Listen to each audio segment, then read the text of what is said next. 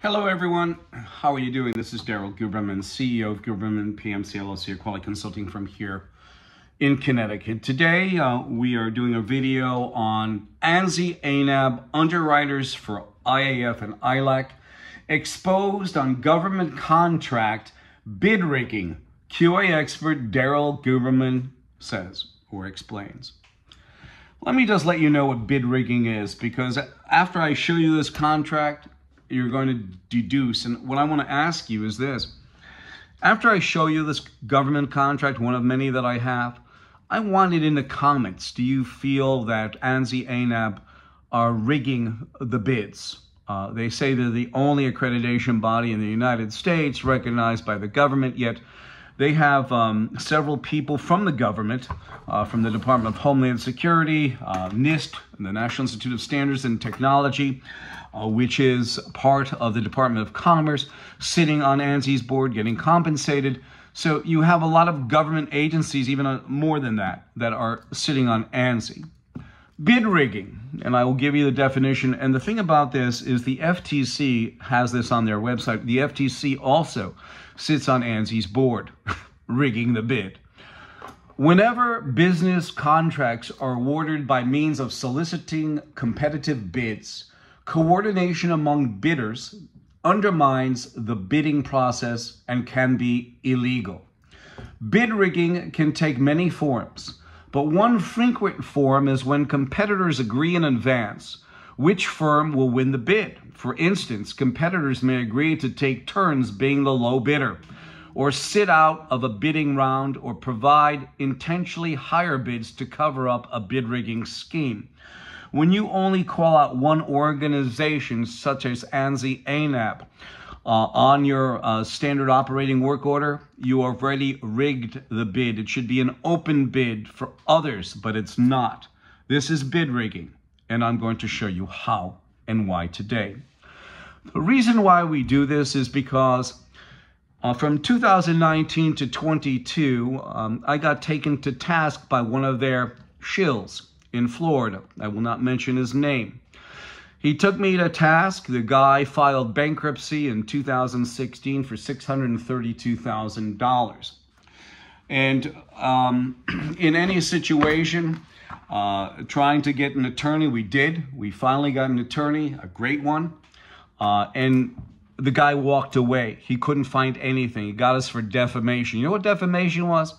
Every time he would put something out about me, I would hold up a placard with the actual legal document that I received from Florida that named his company and named him and the $632,000 that he was liable for. And more than likely than not, he's very much involved. He was advertised on the ISO.org website as a standard operator or standard designer. He was designated by the vice president of ANAB at the time, and he was the chairman and also the principal in the IAF tax firm. And he said, "I know him best. He is a force to be reckoned with." And then I was on the phone with this guy, and I said, "Well, when you were down in this country getting another award, I understand you met with somebody." And he said, "Daryl, you're a fruitcake." So I knew there was a relationship there, and I really knew it more so when the guy took me to task legally in 2019, but we won.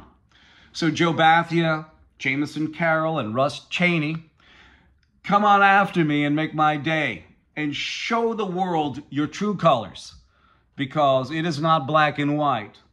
It'll be black and blue after we get done with you, because it's disgusting. So this video today is about ANSI-ANAB underwriters for IAF and ILAC expose on government contractors bid rigging. QA expert Daryl Guberman explains. ANSI, the American National Standards Institute, is a private, not-for-profit, non-governmental organization that has federal agencies and corporations, each one protecting each other's ass. You have the factor examples. Pfizer, Johnson & Johnson both sit on ANSI's board, right over by the FDA, CDC, NIH, USDA, FBI, FTC, etc. And they all skipped quality processes and standards when they were manufacturing the COVID vaccine. You have Boeing who sits there, who was caught fudging documentation, okay? And these people are supposed to have actionable controls to mitigate quality escapes, and they don't have it. They go about business as usual because who sits there also? The DOJ. So that if they get in trouble, the DOJ says, big deal. You also have the factor of Lockheed on their 801st ship, F-35. It still has quality issues. You figure if it's a good company and reputable. And I'm not talking about the people who are working on the aircraft. I'm talking about the engineers and, of course, the CEO and managers. They still haven't gotten their shit together. On the first ship after 800, they still have issues, and Israel wants 35 more of these pieces of drink. You have IAF and ILAC, which are sister organizations, which ANSI and ANAB are underwriters over these companies. IAF, International Accreditation Forum, is incorporated in Delaware, and they do not allow Israel on board. Yet they have Iran and Pakistan, and I'm not saying this about the people of those countries. I'm saying it about the government. The government of Pakistan harbored Osama bin Laden. The government of Iran admitted to harboring some of the terrorists of 9/11. And it's absolutely deplorable that they are equivalent in accreditation to ANAB, no less, ANSI-ANAB. You have ILAC, which is run by an Israeli woman, Eti Feller. And Iran is not allowed on board. The whole thing about quality is that we don't care about the politics. They always say that we don't care about the politics. You'll hear Joe Bathia about that. And it's disgusting. Yeah, they do. They do not allow Iran on board for ILAC for laboratory accreditation. ANSI-ANAB sits on the IAF as well. And they are underwriters. This is what an underwriter is. An underwriter is any party that evaluates and assumes another party's risk for a fee. And you're saying to yourself, what is that, Daryl? Well, here it is. Here's the actual write-off a website stating that ANSI-ANAB are underwriters for the IAF and ILAC. We have a government contract here talking about the bid rigging, and I'm going to show you. This is the bid rigging item, one of many, that only exclusively have ANSI-ANAB. They should never put ANSI-ANAB into their contract because as you read bid rigging, they specify ANSI-ANAB. They should leave it open bid. Even if it's going to be ANSI-ANAB, they did not do that. They're rigging the bid. And here it is. And it states right here that ANAB is an underwriter for the International Accreditation Forum. And we have the other documents that state from the contracting officer that they will not accept any other company other than ANSI-ANAB and IAF. To make matters worse, okay, business owners, my fellow citizens, is that that's the State Department, part of the Department of Defense. The Department of Defense sits on ANSI's board.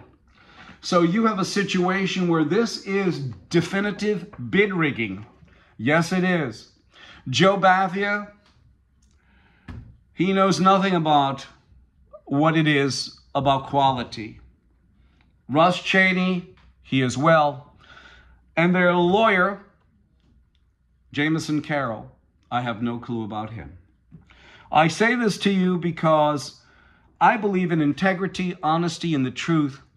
And ANSI believes about the more money we make, the better we are. Forget about quality. As a matter of fact, Ford Motor Company just had an 875,000 recall on trucks that they manufacture.